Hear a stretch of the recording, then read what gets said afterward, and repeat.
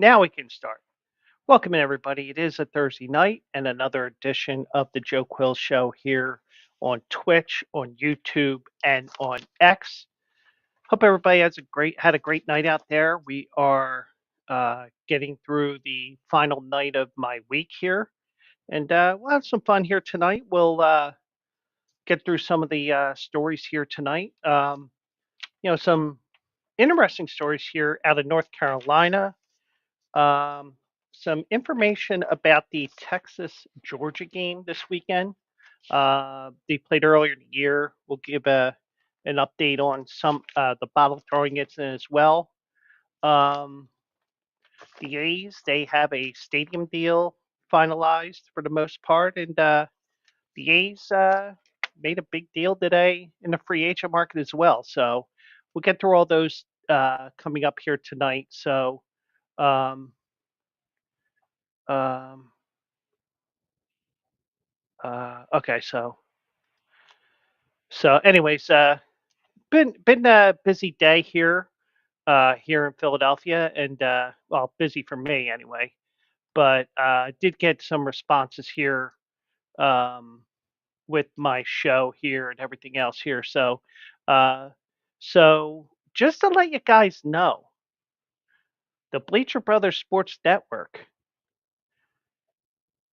uh, is going to be starting on Monday, Monday the 6th, and that will be our launch on the digital app.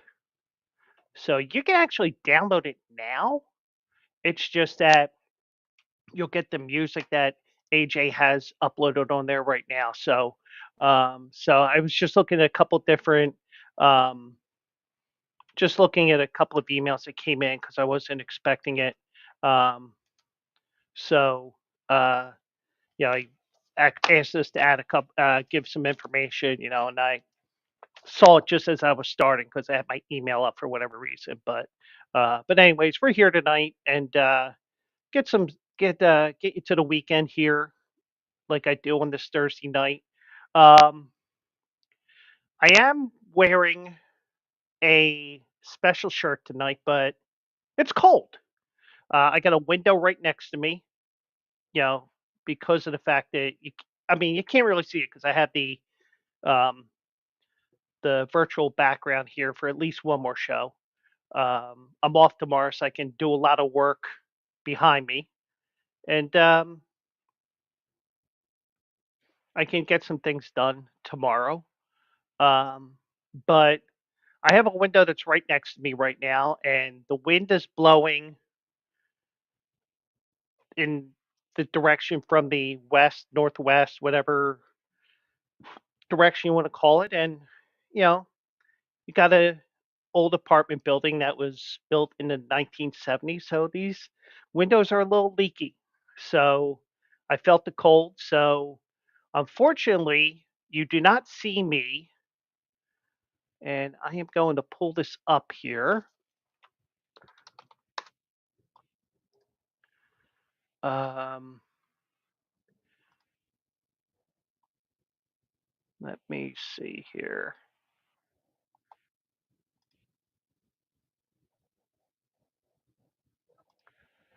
And this is a picture I took right before the show tonight.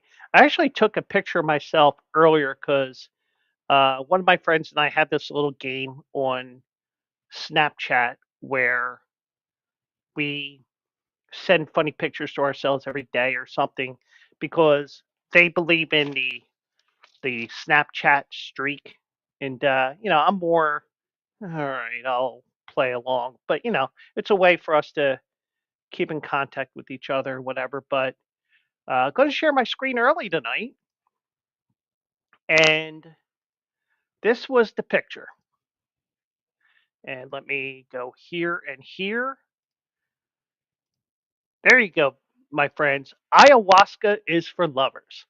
And if you remember from uh, after Aaron Rodgers went on his ayahuasca trip a couple years ago down to South America, he said that ayahuasca had made him a better lover.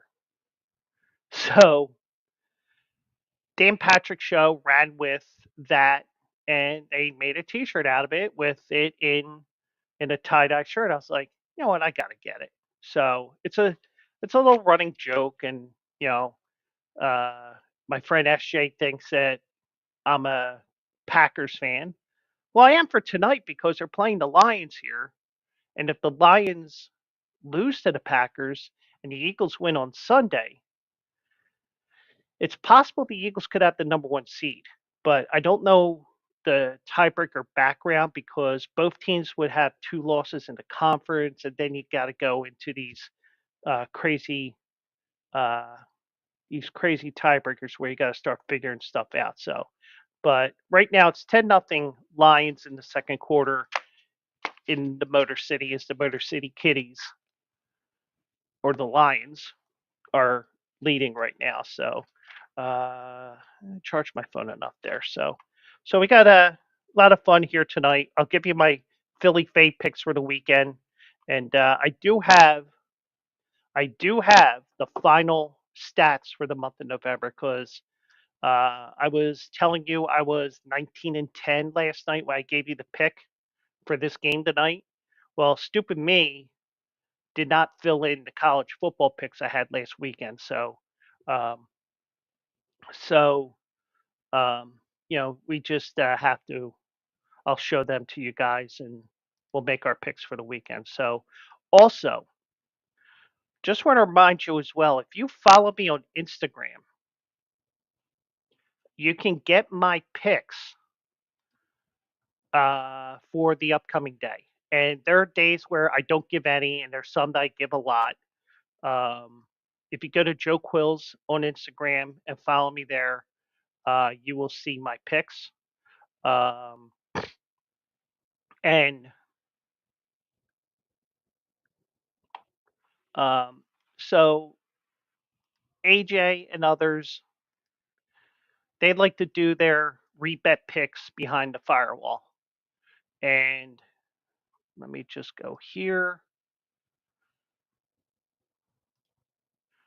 So, just give me an idea here. So, if you go to Joe Quills and you look at my Insta stories, that's where my picks will be. Now, I'm doing things a little bit different than the other guys on Bleacher Brothers because I'm doing it as a um, fun thing. I'm not keeping track of anything. I'll let Rebet do all the stats and information for me, even though it's just they're just counting the number of wins. Um, but my picks for tonight, I began with the pick from last night, which was the Packers money line. I found it on Rebet at plus 146. I don't know what I gave out last night. Um, last night was uh, 142. So I got a little bit better odds on there today. But the thing is, if you're broke like I've been, well, it was rent week. So one thing you can do, you don't necessarily have to play for cash. You can play with this Monopoly money, the coins that they have. So, keep your mind sharp, that sort of thing. That's what I believe in. That's why the Quills Picks Winners article um, came into being because I didn't have money to bet. But I was like, well, let's get my mind sharp with the horses. So, and by the way, we did have a winner today. So,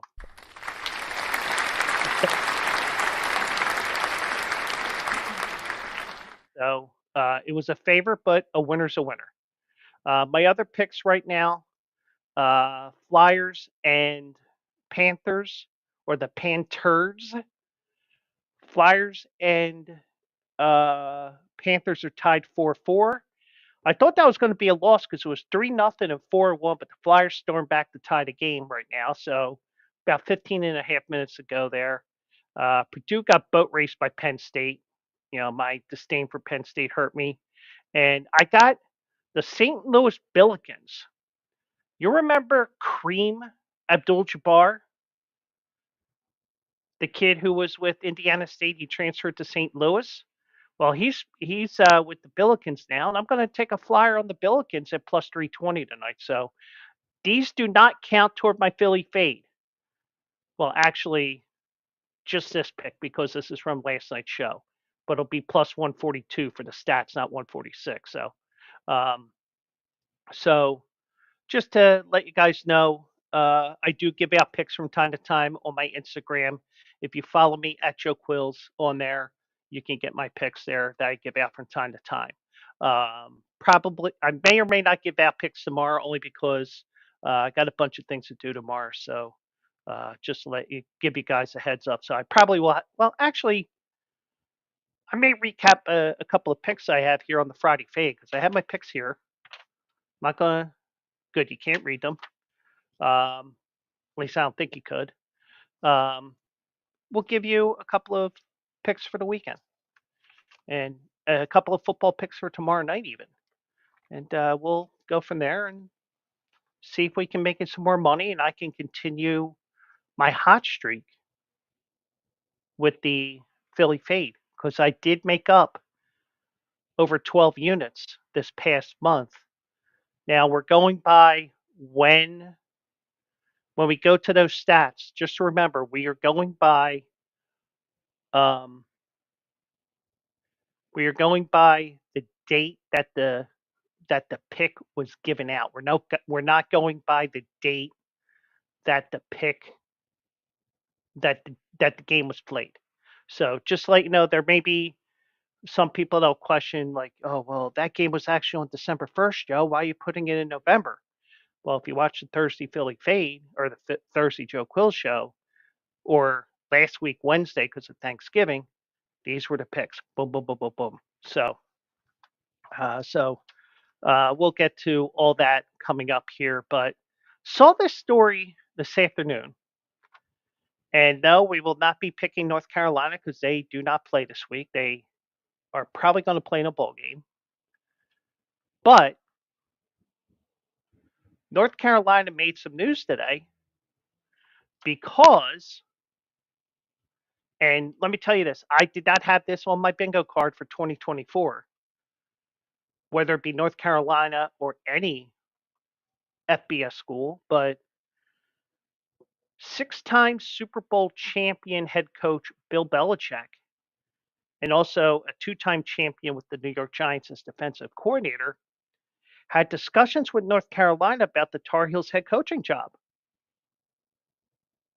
Now, that came out of nowhere. Now,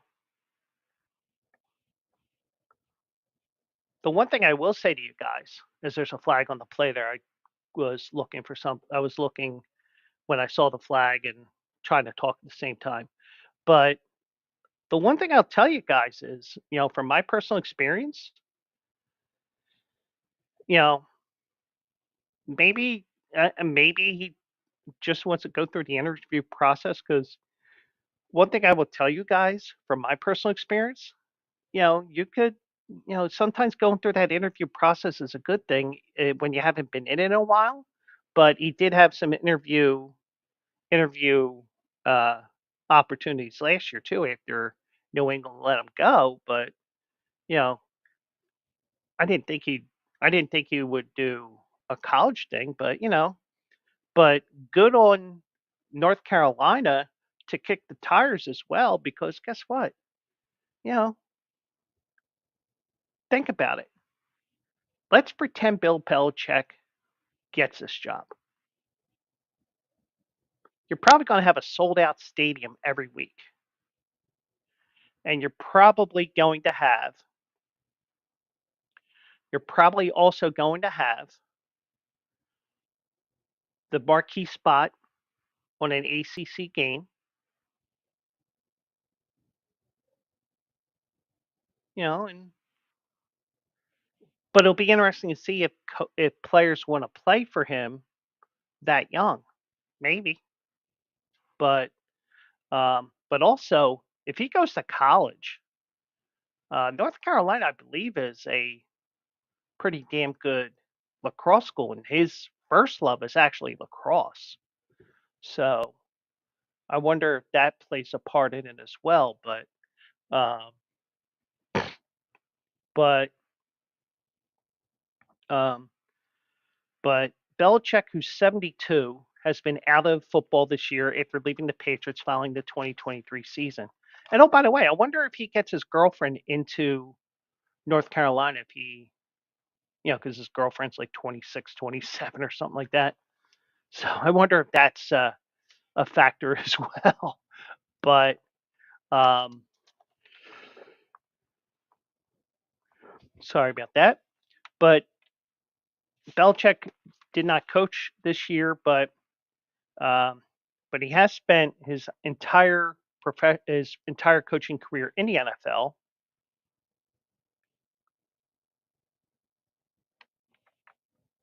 Um, he wants to coach, and he's open to listening to people at the college and pro level, which is interesting because um, I mean, you would think he would want to go pro. Would stay in the NFL because he actually he actually would want to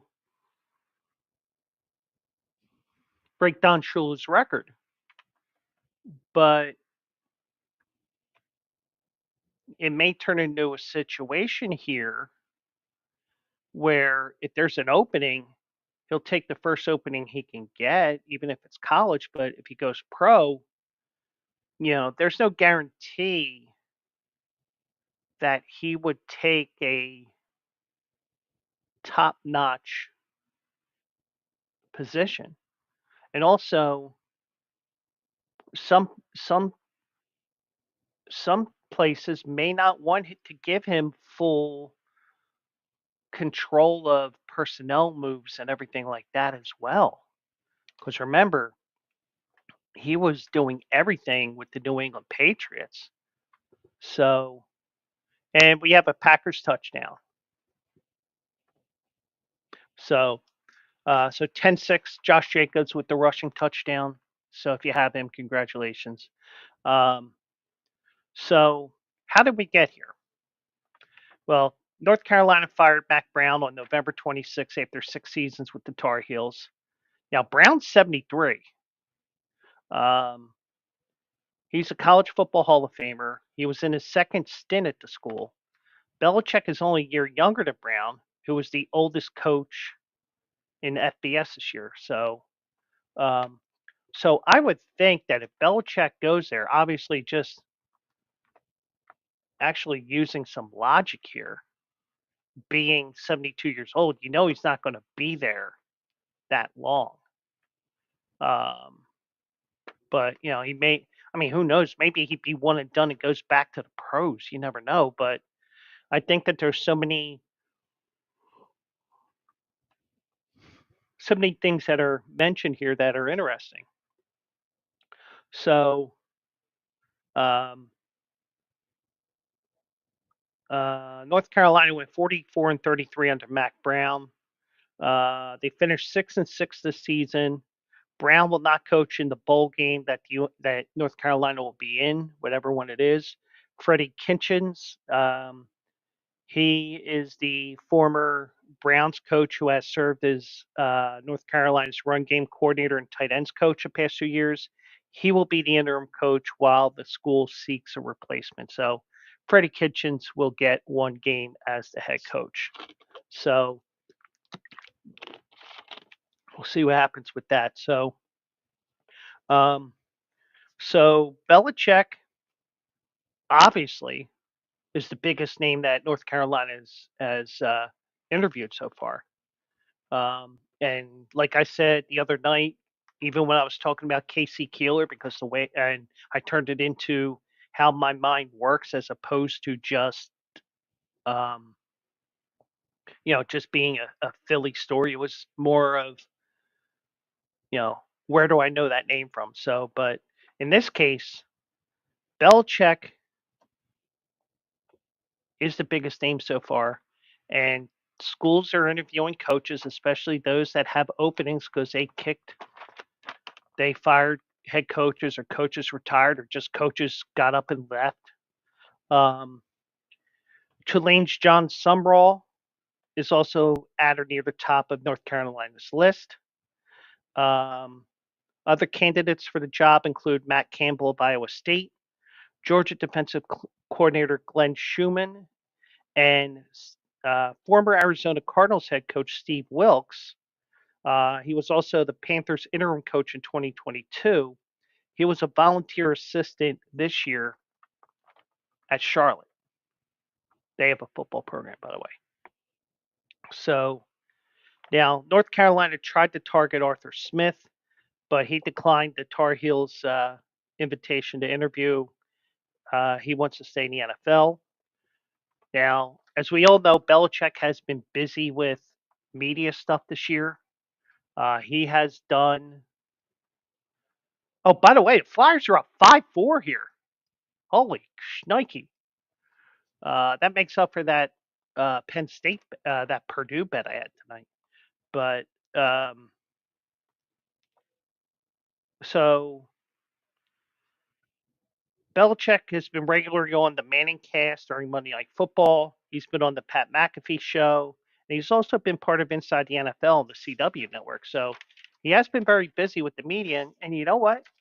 We're seeing a different side of Bill Belichick that, I don't mind seeing because, you know, he probably didn't want to talk to the media because part of it was you don't want to leak any information out. Part of it was, you know, and who knows, maybe when if he does go back into coaching, you'll see a different Bill Belichick, or maybe we see the we're on to Cincinnati.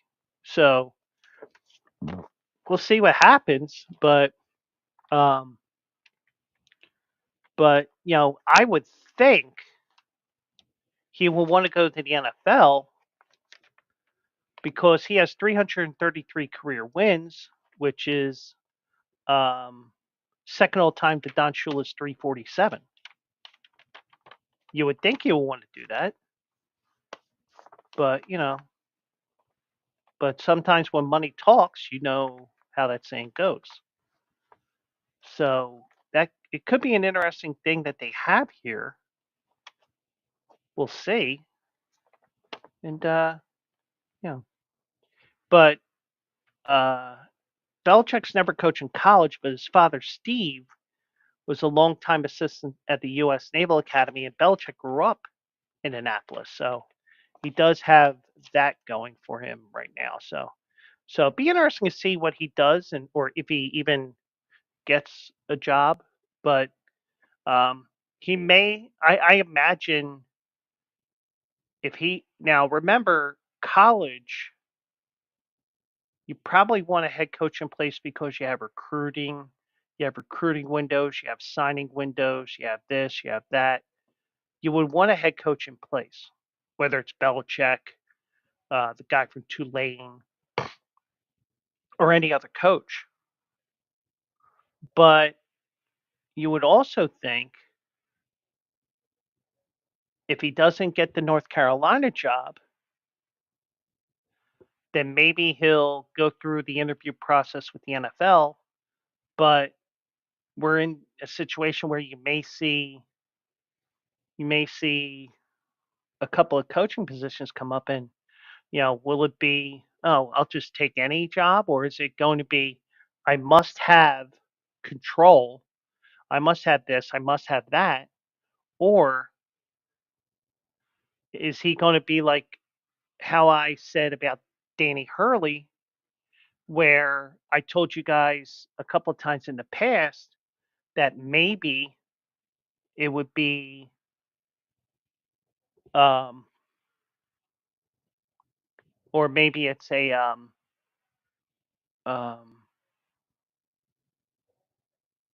I totally lost my train of thought now. It's because I had the Flyers game on too. So, but but will he go through the pro process and get a head coaching job, or will he be? Oh, I know what I'm saying. Because if it's if it's a Danny Hurley type thing, would that be more along the lines of, let's say, if it's an iconic franchise, but how many of those positions that we had that me and Mike went through on Monday were iconic, and probably none of them. But how ironic would it be that it's possible that Bill Belichick would go to Cincinnati if he go, oh, I'm on to Cincinnati. So just a random thought there that I just came up with. So, but but I saw that late today, and it was interesting, and hopefully, we'll get an answer. We'll get an idea because once you go a couple more weeks, you're going to get into the pro. You're going to see the pro job market open up for head coaches because the season's over. You'll have Black Monday, which is actually Black Sunday, or actually I call it Pink Slip Monday, but you get the idea. So, um, so we'll see. So anyway, so that is the biggest story that I saw today was that um, Bill Belichick interviewed with UNC today. So um, anyways, do want to tell you about Rebet. Rebet is uh, uh, uh, a social sports book, and right now you can get 100% deposit match up to $100, and you can go to the link here that I'm going to share in the chat here. So if you're in the Twitch chat, you're in the where is it? If you're in the Twitch chat, you're in the YouTube chats, you'll get the link. If you're on X, you'll have to um, either come on over to YouTube or Twitch or go to um, the Bleacher Brothers page. The ads are everywhere, but the link is in there. The code is Bleacher, and that's Bleacher with capital letters, Bleacher. And uh, you have to be 18 and over, must be in a state that that Rebet is where Rebet operates in most states. And if there's any issues, you can hit me up and I'll help you out with that. So um, also you can you can go look and you can see, for example, you can see that you know I made my wagers early this afternoon. I gave you Purdue over Penn State, and we know how that ended up. But I did give you the Flyers. They're winning. Um, and I did give you St. Louis over um, San Francisco tonight in college basketball. So we'll see what happens with that game. So that game starts at 10 o'clock. So, but you can follow me, you can follow AJ, you can follow Bleacher Bet, you can follow Toby Schulman and all the Bleacher brothers on there.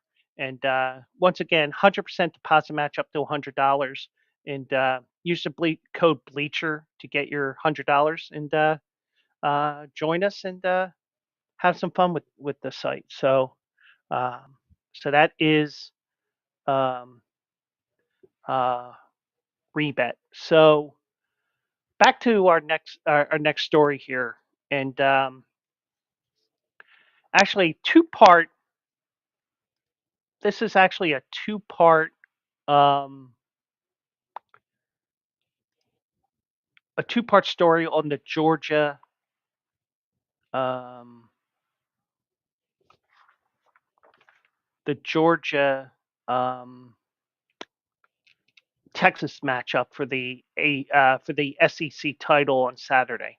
And by the way, did you know that each of the four major conferences have a new member going for the championship this year? Bet you didn't know that. But what am I looking? Okay. So first, University of Texas had to do an investigation because of the bottle throwing incident that occurred the first matchup that Georgia played Texas in Austin. If you remember, there was um, There was no call and a penalty. They threw bottles onto the field, and here they reversed the penalty. They reversed into a penalty. So, um, but the University of Texas investigation into bottle throwing incident that disrupted the Texas Georgia game in October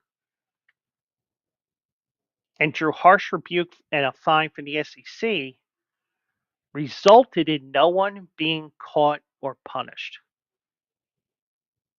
Now, is this like the OJ case where OJ's still searching for his killer before he died, or for Nicole's killer? Is that the case here? But um, in a report sent to the conference last month, Texas officials said a video review did not identify any of the culprits. Come on, really? Now, Texas and Georgia will meet again this Saturday in Atlanta. It's in the first meeting in Austin. Georgia won 30-15. It produced one of the most chaotic, controversial scenes in college football this season. Longhorn fans upset about a pass interference penalty pelted the field with debris and briefly stopped the game, giving officials time to huddle up and reverse the call. So that's what it was. Um, the incident drew a $250,000 fine from the SEC, which also threatened to ban alcohol sales at future games. The SEC ordered the school to fine those responsible and ban them from all athletic events for the rest of the school year. Um, in a November 7th report to SEC Commissioner Greg Sankey, Texas Athletic Director Chris Del Conte said the school reviewed all available video and sources of information to try to find the disruptive fans. Really? Do you really believe that? I mean, I'm neutral here. I may have a sweatshirt on that looks like it's a Texas colored shirt, but it's actually Emerald Emerald Downs. Okay, but um, and they said, despite our best effort, we have not been able to identify the individuals at issue. We will take action if new identifying information comes to light. Okay, this does sound a lot like O.J. Simpson. You know, help me find the killer. I'm always looking for the killer. Yeah, you just got to look in the mirror. I really don't feel that they are really doing enough on this. Um, the school's report now, before I go further, but there is one bit of difference here. Let's say there's a bottle throwing incident at a MLB stadium, an NFL stadium, whatever. Not only do you have the security cameras that you don't know that are there, even if you can't identify the fans in the seat, because you can even sell your tickets on the secondary market.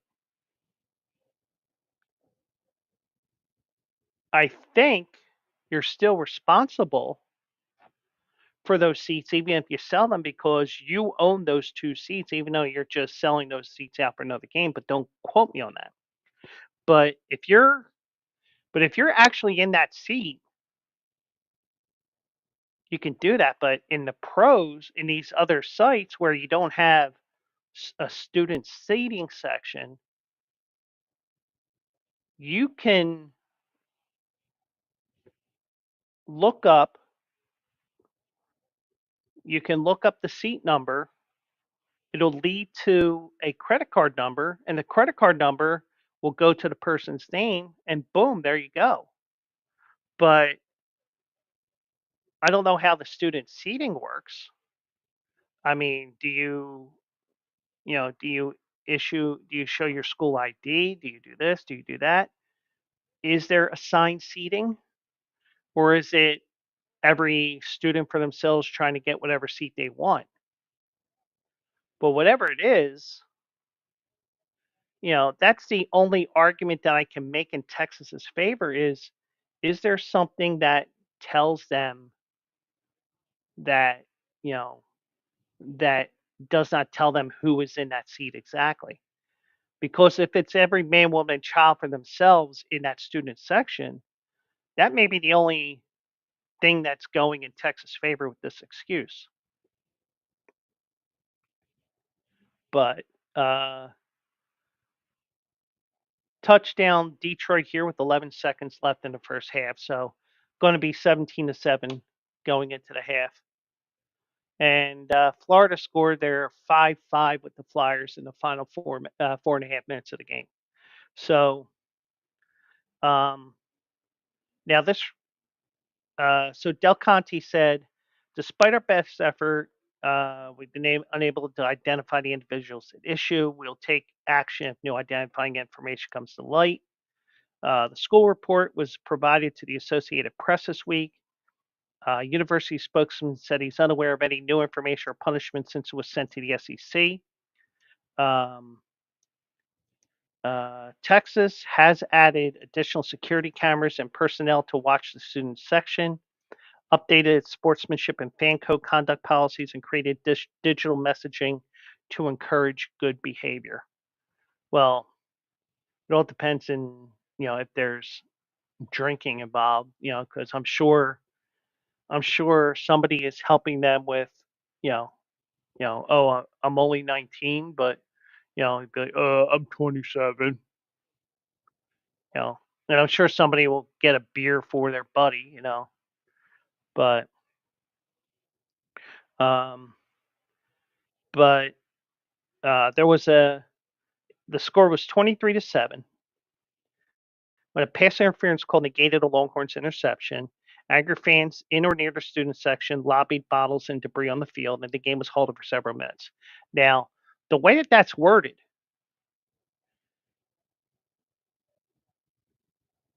you could probably do a reverse search on those seats for those seats that are not student sections, I would think. But, you know, but Texas does seem to be a bit backwards every once in a while. So you could argue that, they may not want to do it. But um, so, um, so, anyways, that penalty, that break, and the fan behavior caused gave the officials time to reconsider and reverse the penalty, decision that infuriated Kirby Smart. Kirby Smart, the Georgia coach, said, I will say now that we've set a precedent that if you throw a bunch of stuff on the field and endanger athletes, that you've got a chance to get your call reversed. That's unfortunate because to me that's dangerous. Mm. So the SEC issued a statement that reversing the penalty was the correct decision. They also condemned the bottle throwing. Um, Now, Texas did report, did there? It was a 10-page report that they submitted. It included a review of stadium policies and the administration's statements to students. It only included a single paragraph about investigation efforts.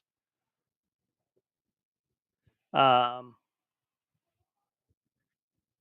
the investigation included help from game operations staff and campus police. There's no investigation details, such as how much video was reviewed, whether cameras actually caught fans throwing things, or if the school considered using facial recognition technology. The investigation does not explain why it is inconclusive, but that's an interesting thing that came to light this week. And one thing that came to light today is that the Texas Longhorns mascot Bevo will not be in Atlanta this weekend. Now, the the Bulldogs mascot Uga did not go to Austin. I think that was more about having him go from uh, uh, going from one area of the country to the other in a regular season, I guess. But um,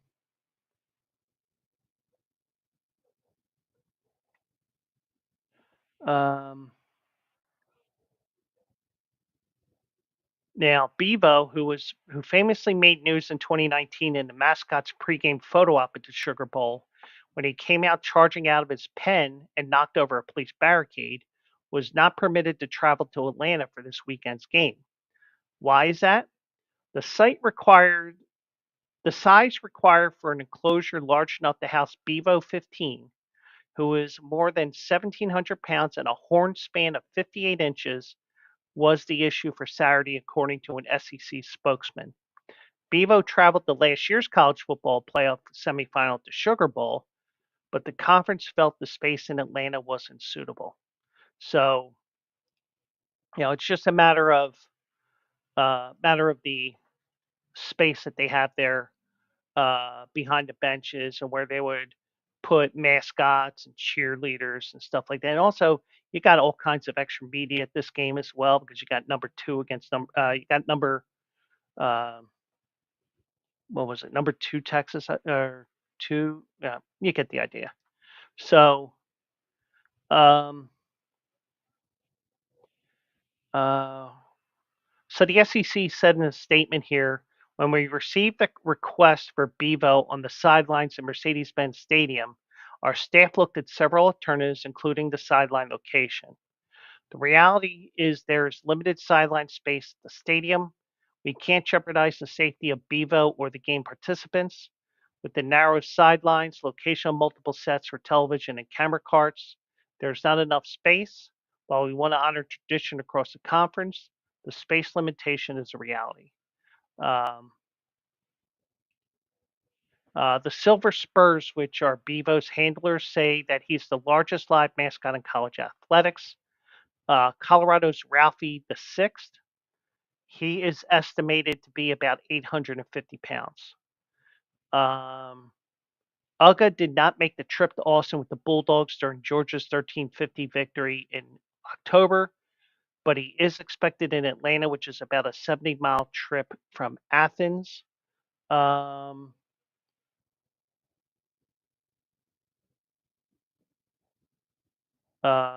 the reason why that Uga did not go to Austin in October, um, uh, the the owner of Uga 11, Charles Seiler, said that travel logistics for the 2.5-year-old English bulldog made the trip difficult.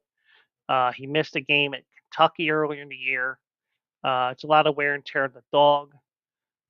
Those games way out in the middle of the country are hard for us to get to. This dog that we have, well, he's not new, but he's only 2.5, and we haven't flown him yet. He hasn't been on a team bus yet. So, um,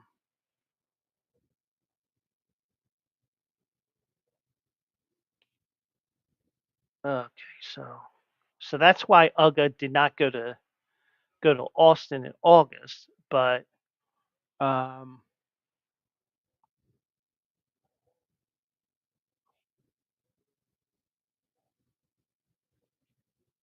but just a little interesting story there about um, the game itself, the fact that they didn't, the fact that they Mike is here. Well, I saw you were here before, but uh, Mike is in the chat room. Um, you know, a lot of what they do, you got to take safety into accountability here, and I've never noticed how narrow the field is because I think with soccer at the Mercedes Benz Dome or whatever, Mercedes Benz Stadium, I should say, with that there and also the NFL, you got to have a certain amount of space for the game for each match. And, have to do, you have to do, you know, and I'm sure that they did it at right about the minimum that they can do for both soccer and football. Um, so they do have so they do have that. Um, but a little interesting story there for you guys here. and Florida took a 6-5 lead on the Flyers. So that game's been going back and forth all night ever since the Flyers came back from 4-1 down and 3-0.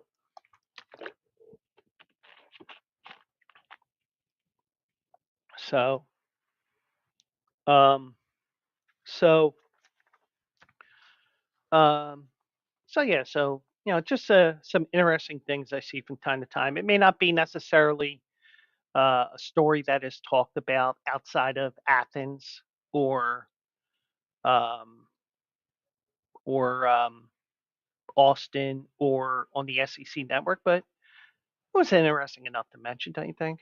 So, um, so also, I do want to remind you that um, also eligible will be back on Saturday morning at 10 o'clock, and AJ will be back as well.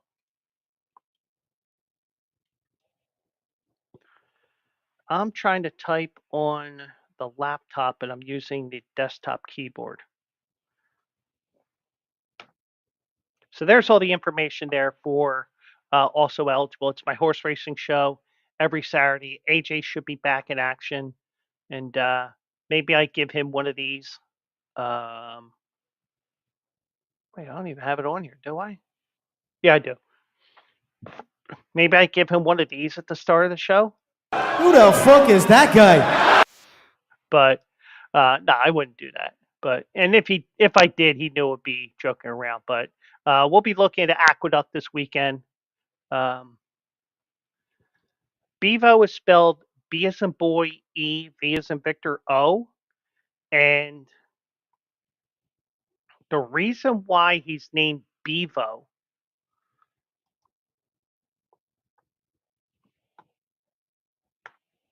the reason why it's Bevo is um,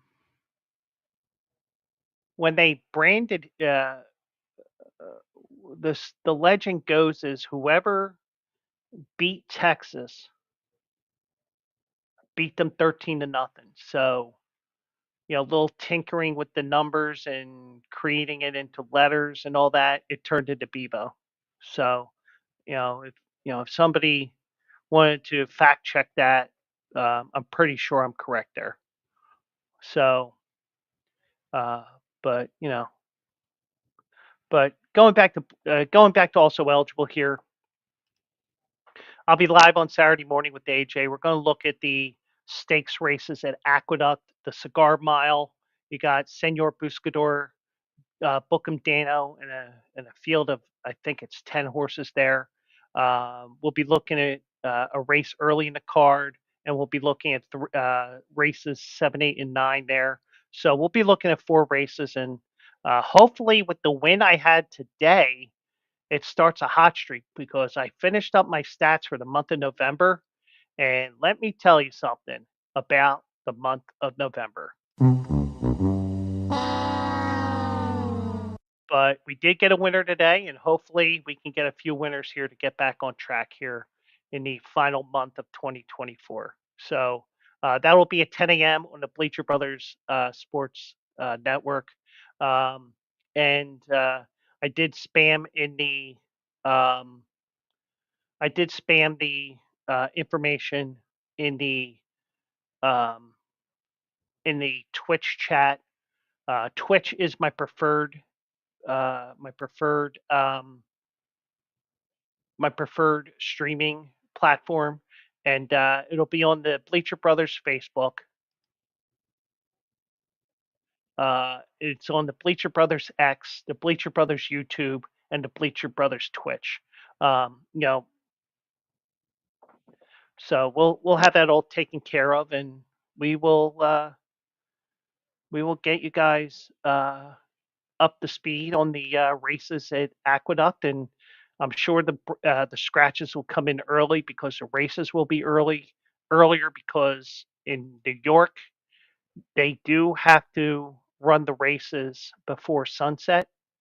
So unlike Parks with Pennsylvania Derby where they ran it about the final race about a half an hour after sunset and was pitch black, um, there is a state law in New York where if you do not start that race before whatever time sunset is in New York on Saturday, you can't run the race. So just to let you know the rules up in New York. So I think it's like an 11:30 first post, and it will be on Fox Sports 2, I believe.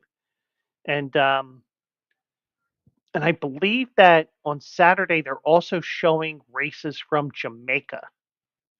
So you're going to have a double Jamaica action there. You're going to have Aqueduct, which is in Jamaica, Queens, and you're going to have races from Jamaica, the country. And I believe, because I saw that one of the um, Naira Fox analysts will be down there in Jamaica because I saw her Instagram the other day.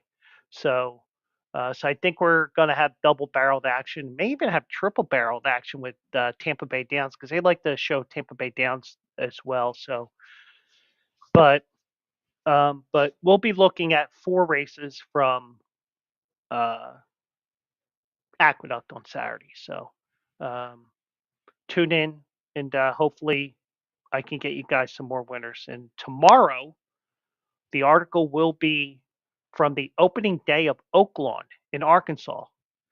And that is apparently not the land of being legally brother and sister, or maybe it is, but uh, they have a 2-year-old race that I'll be looking at tonight before I go to bed and have it ready to go for you guys. So hopefully, we'll get you guys another winner, and who knows, maybe we give you 4 winners on Saturday, and the next thing you know, it's 6 in a row. But you know what Lou Brown said in Major League 2? Well, I'm going to paraphrase it because this is going to be me tomorrow morning. We won a race yesterday. We win one today. That's 2 in a row. We win one tomorrow. That's called a winning streak. It has happened before. Anyway, so they're about to kick off here in the third quarter, 17-7 as well. So so let's get to it here. And um, so the last hurdle for the new A's Stadium in Las Vegas has cleared the hurdle apparently. And I say apparently because until we see that first pitch at the stadium across from the MGM Grand and the Excalibur, until that stadium is completed and the A's walk in there in 2028, I still get that feeling that they're going to be ending up somewhere else, only because something just tells me that, they make it sway the other way and all that, but, but um, they're also trying to, um, you know, I mean, but the owner's throwing his money and family money and all this stuff. So obviously, you know, they're probably pot committed to going to Vegas now. So, but the Las Vegas Stadium Authority approved the lease, non relocation, and development documents on Thursday to clear the last major hurdles for the Athletics to construct a $1.75 billion stadium on the Strip, bringing Major League Baseball to the expanding sports market. The lease and non relocation agreements each cover 30 years. So they start in 2028. It'll be through 2057, 2058. So Steve Hill, the CEO and president of the Las Vegas Convention and Visitors Authority, said, "It's really a significant day in Las Vegas. Today's a real milestone. I think we should recognize that and celebrate that." So, um, and I admit it's going to be weird seeing baseball in Vegas, but I really think, it will be a fun thing. Is Vegas ready for baseball? Um, I mean, in terms of building the stadium, no, because they're not going to be breaking ground until the spring. And Tampa Bay may want to take note of that because they said we can't break ground in the spring and be ready by 2028. Well, how come they can't, but Vegas can? But Tampa Bay has a little bit better weather in the winter than Vegas does. Now, Vegas, they don't really get snow, but Tampa Bay never gets snow. Every once in a while, you'll see on the news that Vegas gets a snowfall, but Vegas is, I think once the stadium is built, they'll be ready to go. Um,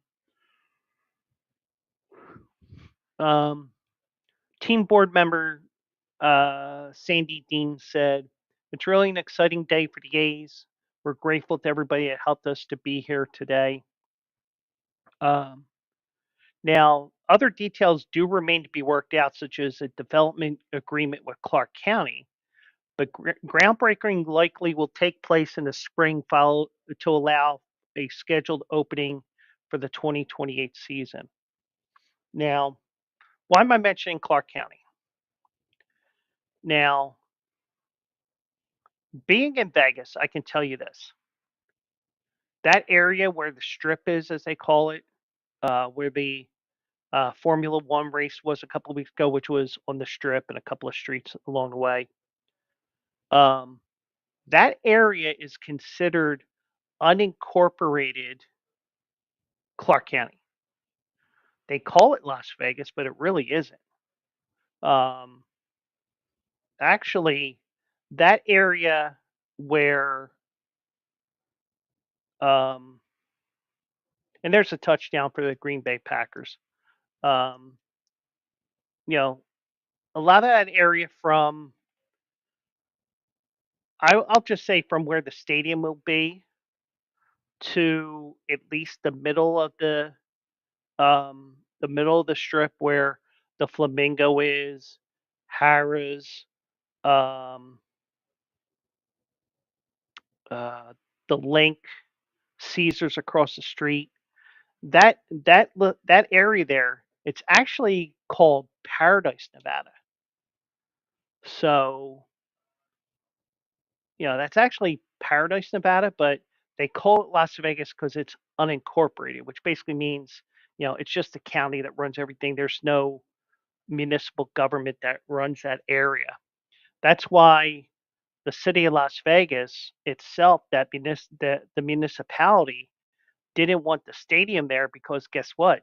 The county gets all the money and all the tax benefits and stuff like that, and also the benefits from all the revenues that come in. The city probably won't see a dime because guess what? It's an unincorporated area. So it's just the county. Now, just to let you know as well, one place that I'd like to go to when I'm in Vegas is the Westgate, and they have that one is actually Winchester, Nevada. So that's also an unincorporated area. So just to give you guys a little knowledge that I have about that area of Las Vegas area, Clark County, because it's still Las Vegas, but technically it's not the actual boundaries of the actual city, Nevada, that the municipality governs. But um, now, Sandy Dean did say Clark County has been very receptive to our timeline. Um, but the one thing is to remember here the cost of the A Stadium has risen by $250 million because of inflation and added fan and player amenities. Now, the cost of the dollar is always going up anyway. I mean, that's why um, usually about this time of the year, I think they mentioned it already this year, there are cost of living increases in such things like Social Security. Um, One thing at my job at Redacted Company, in the early years that I was there, we had cost of living increases in our contract, but we don't have that cost of living increases because they felt like the the 2.5, 3.5 that you would get for signing that contract, that would be enough that it would counter what they project the cost of living would be. So, but you do have you do have a um, you do have all this stuff going on. So, and I just realized I missed the union meeting tonight. So let me give myself one of those for that.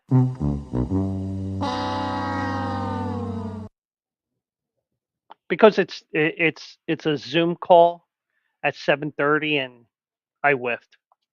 Um, you know, I'll just tell them that oh shit, I forgot. You know, I got tied up around the apartment. Next thing I know, it was 9 o'clock and I was streaming. So um, so um, so some of the amenities that you're going to see at the stadium is an underseat cooling system and a split lower bowl to bring the crowd closer to the action. Now, I don't know what they're going to do there. I mean, I guess we have to wait and see how this works out, or is it something that can be produced between now and 2028? I mean, is this something that they do in the Middle East with soccer? But I mean, that's what it sounds like to me because they're in a desert. But you know, actually, the stadium's going to be a dome, if I remember correctly. Um, now, they also said it's possible that costs would rise more based on factors such as interest rates. So that could make the cost of the stadium go up even more. But um, so so they also said that the A's are committed to the premier world class stadium uh, that is outlined in the law. They know that is what Las Vegas needs. Um, Now, Nevada and Clark County are providing $380 million in public funds for a 30,000 seat dome stadium. It's estimated to have about 33,000 capacity. Um, Public financing will not begin. It will not begin until the A's have spent at least $100 million. And Dean said the organization already has invested 40 million. So basically what they're doing is they're saying, well, guess what? We heard what you're like in Oakland. We're going to make you spend some money because if you don't spend that money, you're not getting ours. But that's a smart move on their part there. So, but we did have an interception in Detroit, and Green Bay got the ball back. So Green Bay looking to take the lead, and if Green Bay wins and the Eagles win, which um, they should, meaning the Eagles. Um, it's just a matter of what the tiebreakers are. But enough about that. Back to this. Now, um, Steve Hill, who is that CEO and president I mentioned before, the Las Vegas um, Convention and Visitors Authority, he also mentioned that any overages are the responsibility of the A's. So, kind of like what happened in Tampa Bay with the Rays, you're getting X amount of dollars and not one penny more. So, we'll see how that goes, or if they end up bitching and moaning that they need more money, because the owner does have plenty of money. He just plays poor. and played poor to get out of Oakland. Um, Now the A's, as we know, will play at least the next 3 seasons at a minor league ballpark in West Sacramento, California. They played the last of their 57 seasons in Oakland this past summer. So, um, so now this would be another professional franchise that will be in the Vegas market. They have the Raiders, the Golden Knights, and the WNBA Aces.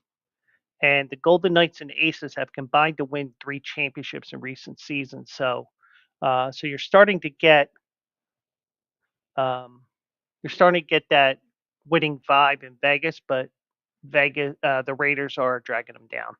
But who knows? Um, maybe they do get a starting quarterback, which they probably should have did last year in last year's draft. But we'll see with all that. So, and the one thing is, when that stadium opens up in 2028, there is plenty of space there to, there's plenty of casinos to get to the stadium. And the one thing I will tell you guys is, for me, being a fairly regular visitor to Sin City, even if you were like at the other end of the other end of the strip, there is a monorail that goes from the SLS Casino, which passes by Westgate and goes all the way down to the MGM Grand. Now it's like a 6 mile monorail, but you know, if you're staying in Vegas for a couple of days, you want to see a game, I mean, it benefits you to just ride that monorail. But that's just me. But it is a interesting. Um, the stadium is going to get started here, and I think they probably have to get um, more of the. Well, I don't know what the situation is right now with the removal of all the stuff from the Tropicana Casino, but I'm sure they're starting to get things ready so that they can um, put their first. They can start building that stadium in a couple of months. Now, Oakland did have, well, I should say Sacramento or the A's, you know, and I could tell you right now, I'm probably going to be saying the Oakland A's, because it's like the San Diego Chargers going to LA. It's like the Florida Marlins changing their name to, um, you know, calling uh, the Miami Marlins the Florida Marlins occasionally. Mike says the player needs to loosen his pockets to get quality ball players. Well, I got a story here coming up. Mike's beating me to the punch here. I'm not saying that's a bad thing, but um, but um, but anyways, Louis Severino and the Athletics agreed on a 3-year deal worth $67 million. I know it's not star money for a um, it's not a star money for a pitcher, but uh, you'll see what I'm talking about in a couple of seconds. But um, he landed a deal that exceeded industry expectations, particularly considering he was saddled with a qualifying offer, which often dampens a player's market. And we'll go into that in a second as well here. But basically, a couple of years ago, with the like a collective bargaining agreement or two ago, they brought in this qualifying offer thing where, uh, based on this formula, that's what you offer a player that's going to free agency, and if they decline the offer, you get compensation.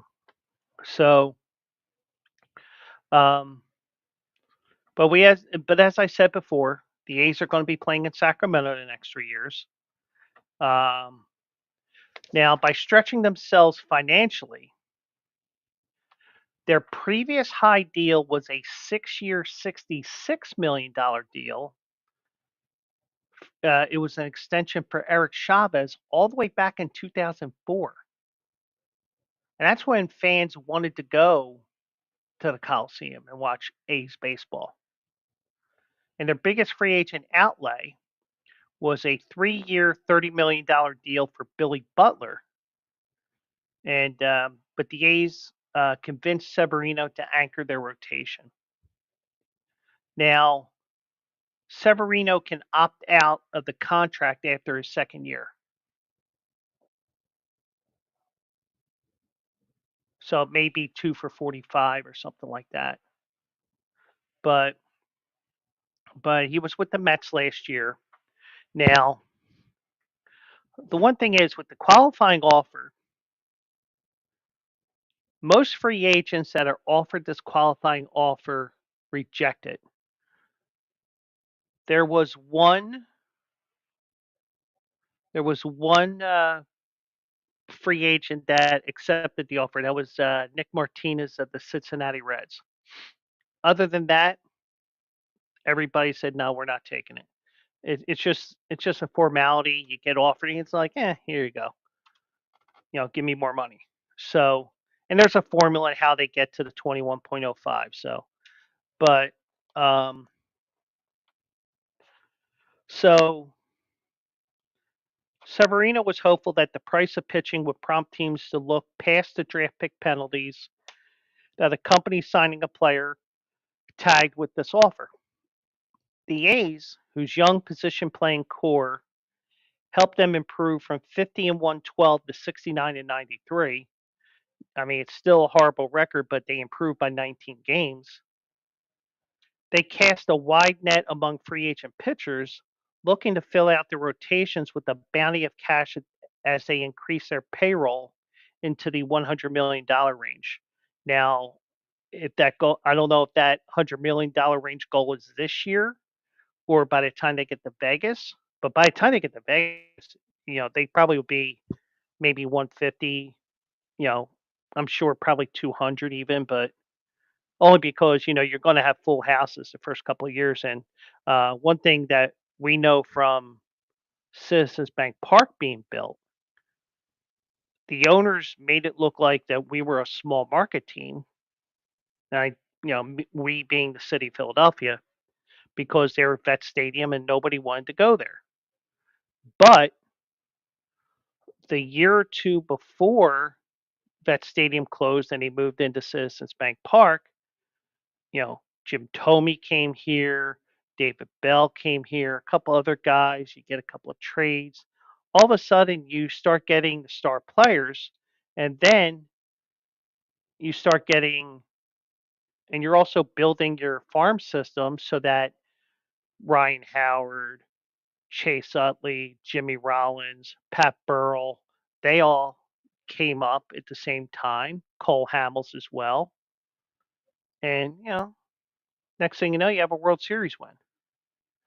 But I'm not saying that Oakland's going to win a World Series anytime soon, but we could see that Oakland may spend a little bit more, and maybe if they offer somebody a 4-year deal, years 3 and 4 will be much more than years 1 and 2, cost of living and everything else that I mentioned as well, the value of the dollar, everything like that. And also in 3 years, in 2028, you're going to be getting the Las Vegas gate tickets as opposed to the gate at West Sacramento where you're only getting 12, 13,000. And I'm sure that they're paying rent to the owners of the Sacramento baseball team in that AAA stadium. So kind of like how the Yankees are getting rent from the Tampa Bay Rays to play at Steinbrenner Field this year. So, um, so you do have Severino going to Oakland, and um, now the A's will give up their third highest pick in the 2025 draft. Now, because the Mets exceeded the competitive balance tax threshold last year, they will receive a compensation pick after the fourth round, worth a little more than $500 in draft bonus pool money. So um, now we're talking about the owner losing his pockets and things like that, and also the the money that Severino got. The $67 million guarantee is in line with Yusei Kikuchi's, at least I think that's how you pronounce his last name, his 3-year, $63 million contract with the LA Angels, and continues the strong market for free agent starters this winter. Uh, so, and that's the one thing with free agency. A lot of what they do is, um, basically, um, it's who's next. We see it in the NFL and we see it in baseball, and be interesting to see what Juan Soto gets because of the fact that you know he only hits and fields. He doesn't pitch, so I don't expect him to get $70 million, but they're looking in the 600 million for 10, that range, 60 per. But I mean, I don't know. Are they deferring money, or depending on who it is, because everybody everybody has a way of doing things. So, but the Dodgers, as I mentioned earlier this week, they deferred over $1 billion between now and 2048. Um, but we'll see what happens with everything that's going on there. Um, so, um, so Detroit is driving here. They're down 4 right now. So I'll keep an eye on that for you as well. They get a first down. Gibbs is at the out of bounds around the 6-yard line. So it looks like Detroit may take the lead back here. Let me go here. So we will close out our Thursday show like we always do with the Philly Fade. And oh, by the way, I said last night that I was 19-10 for the month. I was wrong. So I have to give myself another one of those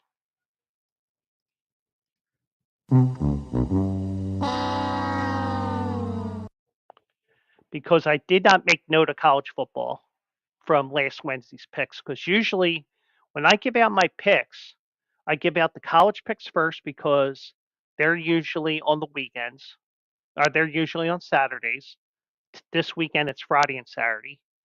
And then the pro games are on Sunday and maybe Monday. In this case, I picked one game on Thursday that was NFL. The first college game wasn't until Friday. So I whiffed on the college picks, but the final tally is in for the month of November, and it was a good month for yours truly for the month of November. Um,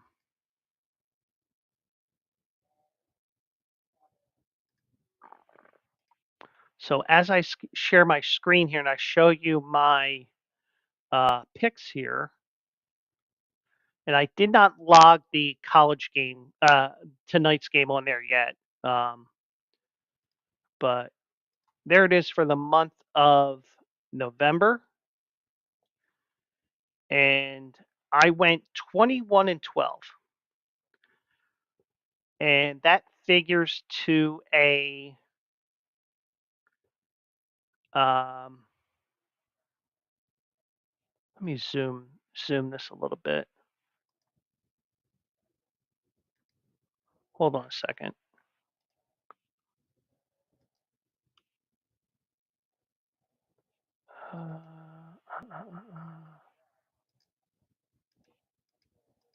Okay, so there you go. So I ended up 21-12 for the month. That's a 63.6% win percentage. And with, for example, these morning line the money line bets that ended up winning, like, so we have a touchdown for Detroit there. They take the lead back. I had the Cleveland money line there. That was a Thursday night game. I had the Detroit over 40 points. That was the game against Jacksonville, you know, and I went from minus 20.92 units all the way to minus 8.26. So overall, I'm still under 500, 46 and 57. That's a little under 45%. But those money line wagers I have on the um, these money line wagers I have, they have been eating away at that deficit that I've had. So hopefully we end out the calendar year with some more winners, and hopefully that will be the case going forward here, as you get to see me again for a second, and we'll see what happens here. I got 8 games here, and if I hit all 8 games, I will be probably close. I'll probably be at a profit. Just call me Isaiah. Get it? Prophet Isaiah. All right. Catholic Church wrote it, wreaking havoc on me. So, so I'm going to give my picks here for the weekend, and we're going to begin with college because they play starting tomorrow night. And let me do that. And we begin with Boise State and UNLV. And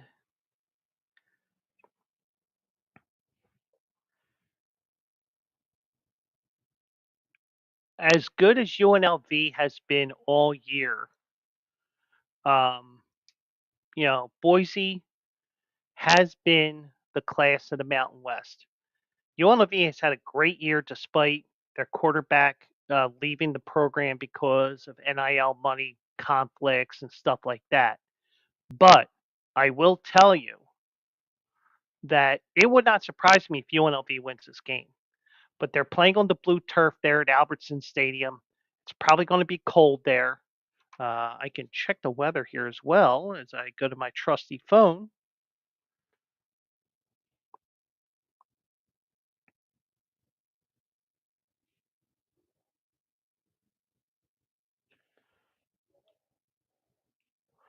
High of 39 tomorrow, so it's going to be pretty cold tomorrow. Kickoff temperature will probably be about 34. So we've had much worse in Boise, but um, Boise beat UNLV last year in Vegas, so that may be a little bit of a revenge game for UNLV, but I don't see it happening here.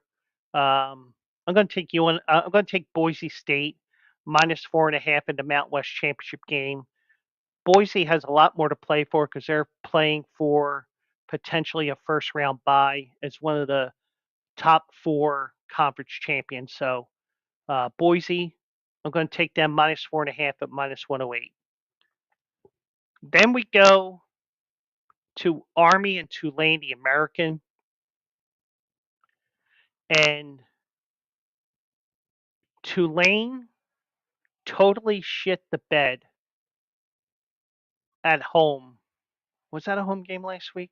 Let me just double check that here. Um,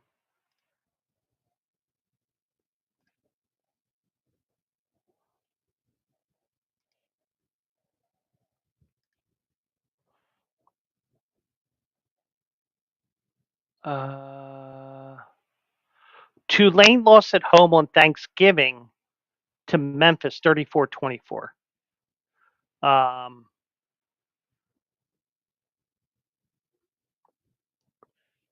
Now, Tulane was up early on Memphis, and Memphis just took over in the second took over in the second quarter. But I just get the feeling that we're looking at the wrong team here being favored here. Now, Army did lose to Notre Dame a couple of weeks ago, which was expected. I don't think many people expected Tulane to lose to Memphis. And Army has they're going to be at home. It's going to be cold, and I'm going to take Army here in an upset. Money line plus 160. We'll take Army in an upset there, and Army gets to go. They will go into the Army Navy game as conference champions. Next, Oregon takes on Penn State. James Franklin does not know how to win a big game. Oregon does. Oregon wins. Oregon's a 3.5 point favorite, and I will gladly give Penn State 3.5 points at minus 110. So that is the other one here. Now, the one thing you notice here is we have not seen any chaos with my picks. Boise State holds their seed. Um, this one is just going to be a flip because whoever wins Arizona State, Iowa State, they're going to be the fifth conference champion, probably. Georgia, Texas, that's probably just going to be a flip if Georgia wins, where Georgia gets the bye, Texas does not. If Texas beats Georgia, does that knock Georgia out of the playoffs? We'll see. But you got a possibility here if Clemson finds a way to beat SMU, and they're only a 2 point dog here. And also remember, Clemson is playing in their backyard in Charlotte. So remember that as well. They're taking on SMU, who is the new team on the block here. And I think Clemson pulls off the slight upset here. I'm going to take Clemson money line plus 105 here. So my college picks here: Boise State minus 4.5 over UNLV at minus 108. I'll take Army plus 160. Um, that's on the money line. Oregon State minus 3.5 at minus 110. Go Ducks. And I'll take Clemson on the money line in Charlotte at plus 105. So let me just do one thing here.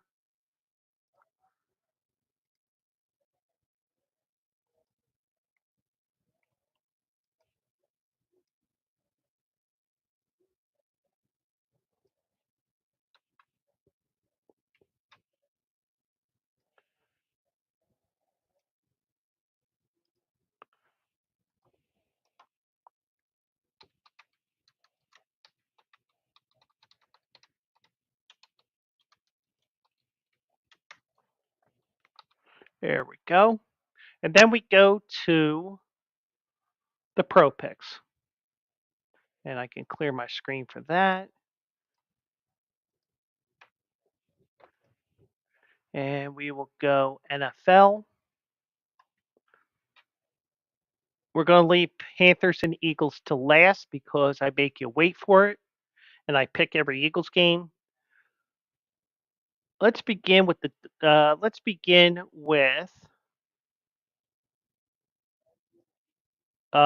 Miami and the Jets. If there's one thing that Tua Tagovailoa is good at doing, he's good at producing versus bad teams. And the Jets are a bad team. And I will say right now, I will not be surprised if Miami wins this by 3 touchdowns. Um, the Jets, they do have some moments here and there with Aaron Rodgers, but Aaron Rodgers is also 41 years old now. He had a birthday this week, and he probably won't be back next year. And you'll see why after this game, because I'll take Miami minus 5.5 here at minus 112 to win on Sunday. Next, we're going to go with the dog shit bowl, Tennessee and Jacksonville. And Tennessee, they haven't had a good season. Neither has Jacksonville. Jacksonville has probably been the biggest disappointment in the NFL besides the Jets. Um, I don't think they're playing to save Doug Peterson's job. I think Tennessee pulls off the win here. Now, in now I can tell you right now, if I was at a sports book right now, I would not play this game at minus 115. But because we are picking these games for the weekend, fuck it. You know, I'll take Tennessee at minus 115, which basically means I'm paying an extra 15% for that VIG, as it's called. So I usually don't want to do that, but I'll do it here. So Miami and Tennessee so far are my two picks. Then we're going to go to the Sunday night game. And once again, I've said it numerous times over the last few weeks. Kansas City has won 14 games in a row by one possession. And I will say this, and I've said it so many times. The law of averages have got to balance out eventually. So you're going to see Kansas City eventually lose one of these games. Is it Sunday night? Maybe, maybe not. Is it going to be a close game? Most likely. And I'm sure Harbaugh will be sitting there on the side, well, standing on the sideline, I should say, saying, "Come on, I've heard worse crowds at Ohio State." you know, but he'll also say, "Who has it better than we do?" Nobody. But seriously, I think this is going to be a close game. I would not be surprised if San Diego. I wouldn't be surprised if the LA Chargers win this game. But I'm going to play it safe here. And of course, there's probably something goofy that's going to happen where the Chargers end up losing, some bullshit call like what happened on last Friday with the um, game against the Raiders, and Green Bay's down to the 7-yard line. They're about to take the lead back. So I'll take the Chargers +4 -110. I wouldn't be surprised if the Chargers win this outright, but I'm going to play it safe here. And Mike already knows where I'm going with this Eagles game here. Now, I'm going to tell you right now, I will not be surprised if the Eagles win by 35 on Sunday. It will not surprise me at all. But it won't surprise me either if the trap game scenario that I have in my head happens on Sunday. Eagles have two tough games left, and they are right after this game. You have Pittsburgh coming in next week, and you got to go to DC or Landover. Now, from what I'm seeing, um, the game against the Commanders is probably going to be flexed to Sunday night. And since I'm on vacation that week, go right ahead. So, but this game, Carolina doesn't really scare me, and their defense, especially their running game, is dog shit. Um, you know, everybody's starting to talk about um, can Saquon Barkley break Eric Dickerson's rushing record? Well, the one thing to remember is he also has another game to worry about here. But Carolina has the worst rush defense in the NFL.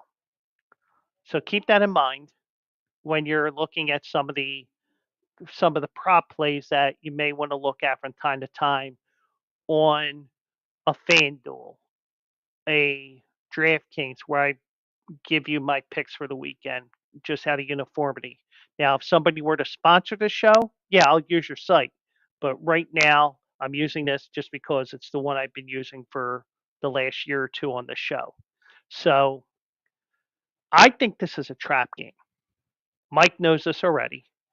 I wouldn't be surprised if the Eagles win this 56-3. I wouldn't be surprised if the Eagles win this 21-20.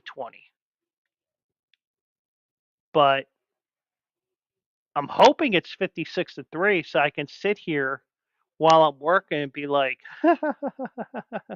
especially if the Packers can pull off this win tonight. But is 13 points too much? Probably not. But we'll see if the Eagles are a championship caliber team on Sunday. And what I mean by that is when the Eagles won the Super Bowl, and Mike says that would be so nice to see a 56-3 trouncing. Um, the one thing that we saw in the Super Bowl year that the Eagles won over the Patriots in 7 years ago, every time we said the Eagles got a trap game, the Eagles got a trap game, and what did they do? They blew the other team out. So that's what I'm hoping is the case here is that this trap game turns into a blowout the same way that these trap games that Detroit had with Tennessee and for Jacksonville, they put up 50 some points. Now, do the Eagles need to put up 50? No. Just make it look impressive. Maybe even get a couple of first quarter touchdowns just to show Carolina, hey, we ain't fucking around it today. So, but the one thing is, I've been saying this for about a month now that this is a trap game.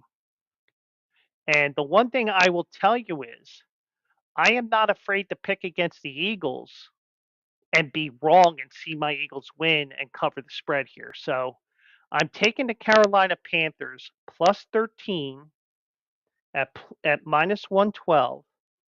And I just think that this is probably going to be much closer than what we want it to be as fans.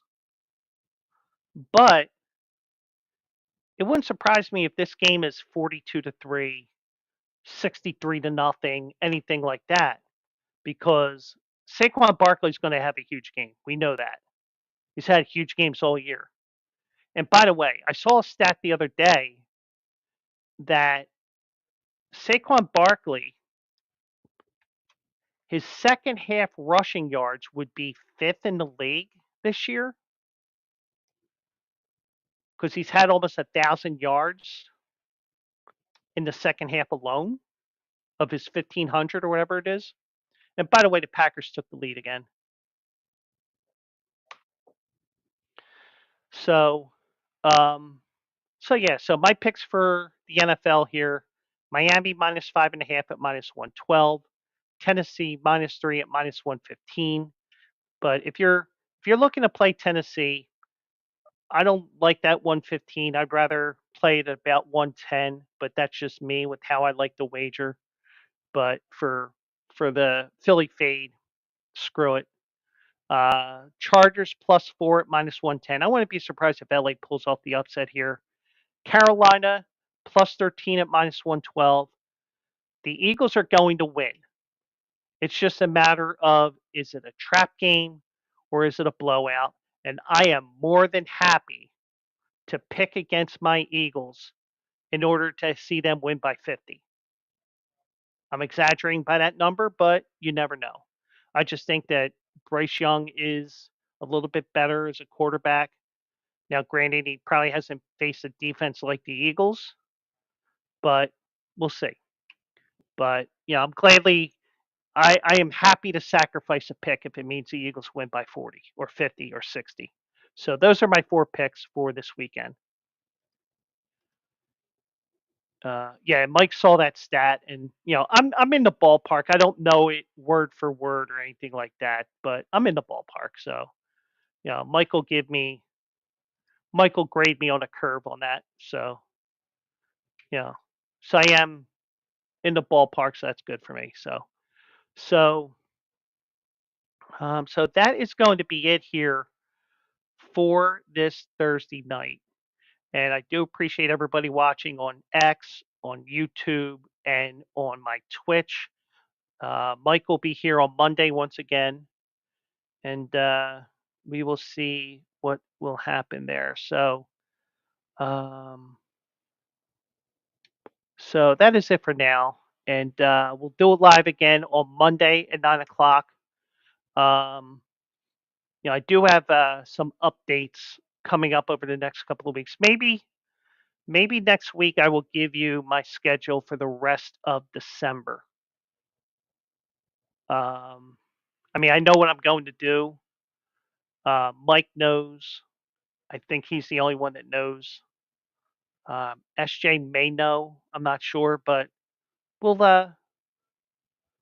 I'll let you guys know, and and it'll also I'll still get my picks out, so that kind of gives you a hint of what I may be doing. So, but that's it for now. I do appreciate everybody for joining me here tonight on the show, and we also got a new viewer, TLC 2016, signed up last night, um, but they, hey, life gets in the way. But I do appreciate everybody. We'll do it live again on Monday. And also, check me out on Also Eligible Saturday at 10 a.m. on the Bleacher Brothers channels. Um, that's all the information there. Yeah, it is a little off, but um, we'll be on the Bleacher Brothers Facebook, X, YouTube, and Twitch. And hopefully I could get to give you guys some more winners here, as hopefully I'm getting back on track, because November was not a November to remember. It was a November to dismember. But hopefully December will be good to me as the holidays come along. So Mike and everybody on YouTube, everybody on X, thank you so much for joining me. And we'll do it live on Saturday on Also Eligible, and we'll do it live here Monday night here on the Joe Quills Show. Hope to see you guys in the winner circle, and I will see you, if not on Saturday morning, on Monday night. So have a great night, everybody, and stay warm if you're on the East Coast. Have a great night.